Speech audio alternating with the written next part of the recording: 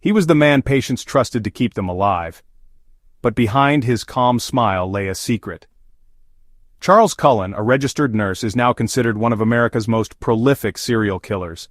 Over a 16-year career, he claimed the lives of dozens, possibly hundreds of patients. This is the chilling story of the smiling killer nurse. Charles Edmund Cullen was born in West Orange, New Jersey, in 1960.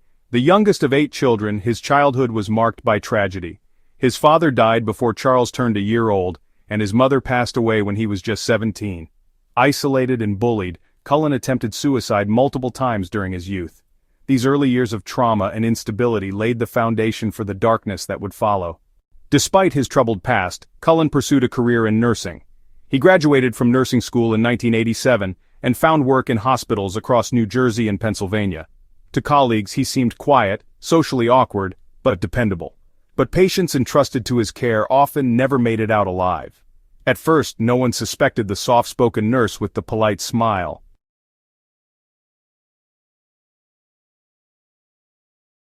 Cullen's first confirmed murder took place in 1988 at St. Barnabas Medical Center, where he gave a lethal overdose of medication to a patient. Over the years, he developed a method. He injected lethal doses of drugs like insulin and digoxin into IV bags. His victims ranged from the elderly to the critically ill, though some were on the path to recovery. He decided who lived and who died.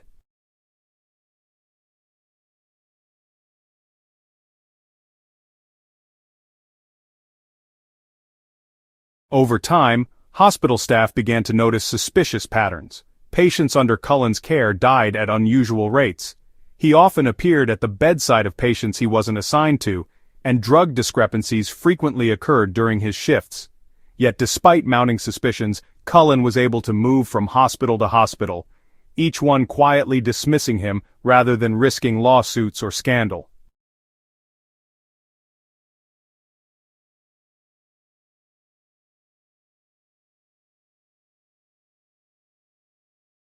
One of the most disturbing aspects of the Cullen case is how long he was able to continue killing.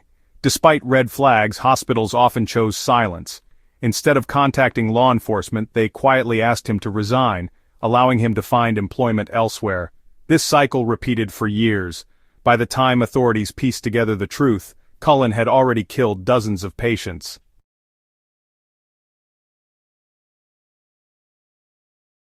By 2003, Cullen was working at Somerset Medical Center in New Jersey. 2 colleagues, Nurse Amy Loughran and hospital staff, noticed strange behavior and unusual drug orders. With their cooperation, investigators gathered enough evidence. On December 12, 2003, Charles Cullen was finally arrested. After years of suspicion, the smiling killer's reign had ended. Following his arrest, Cullen confessed to killing at least 40 patients. However, investigators believe the real number may be closer to 400, making him one of the deadliest serial killers in history. When asked why he did it, Cullen claimed he was trying to alleviate patient suffering, but many victims were not terminal. His reasoning only deepened the horror. In 2006, Cullen was sentenced to 11 consecutive life sentences without the possibility of parole. Families of victims filled the courtroom demanding answers he never truly gave. Even today, he sits behind bars in a New Jersey prison, serving time for crimes that shocked the medical world and exposed dangerous flaws in the healthcare system.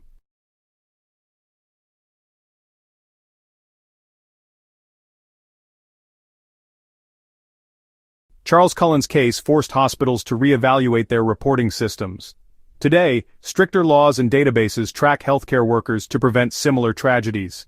Still, Cullen's story remains a chilling reminder. Sometimes the people we trust most with our lives may be the ones who end them. Charles Cullen, the smiling killer nurse, forever changed the way we see trust in medicine. His crimes remind us that evil can wear a friendly face and danger can hide in plain sight. Thank you for watching True Crime Stories. If you found this case chilling, don't forget to like, share, and subscribe for more deep dives into the world's darkest crimes. Until next time, stay safe.